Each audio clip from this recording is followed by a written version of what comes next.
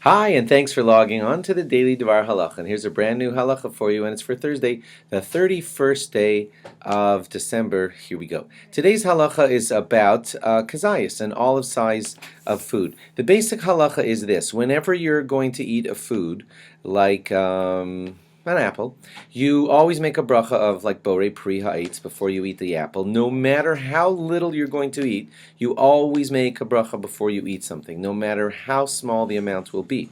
So even if you're having a tiny bite, you make a bracha borei pri ha'etz in order to have the pleasure of being able to eat from that apple. But the bracha achrona, the bracha that comes at the end of eating something, you would only make that bracha if it is an olive size. If it is an olive size, then you'll be eligible for the bracha achrona, for the bracha that's made at the end.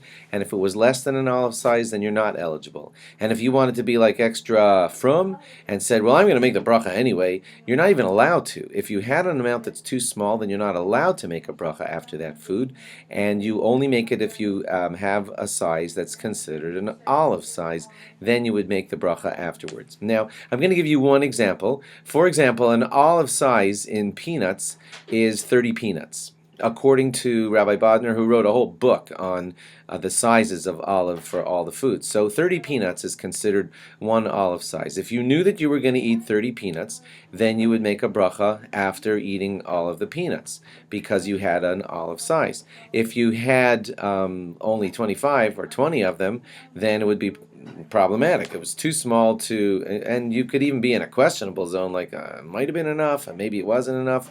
And when you're in a questionable zone, you're really messed up, as they say, because you can't make the bracha, because it might not require a bracha because it's under 30 peanuts, and you might need a bracha because maybe it got close to the 30 peanut mark and you didn't end up making a bracha. So the Mishnah Berurah says to always try to stay out of that middle zone when you're not sure if you had an olive size. The middle zone in fluid ounces would be this: if you're having less than half of a fluid ounce of most regular foods,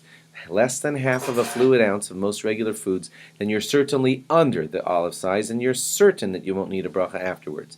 If you ate for sure more than a fluid ounce of that food, then you're very likely over the size of a kazayas, and you would need a bracha afterwards. But if you eat that questionable gray area amount in between a half a fluid ounce and 1 fluid ounce, you're kind of in trouble, because you might need a bracha, but you're not allowed to make the bracha because it's unsure if you hit the right amount. So basically, whenever you're sitting down to a snack, try not to end up in the zone of having eaten somewhere between a half a fluid ounce till a full fluid ounce, because then you're in the gray zone and you're not going to know what to do. Try to make certain to have more than a fluid ounce, or for sure less than half a fluid ounce. That's what the Mishnah Berurah suggests.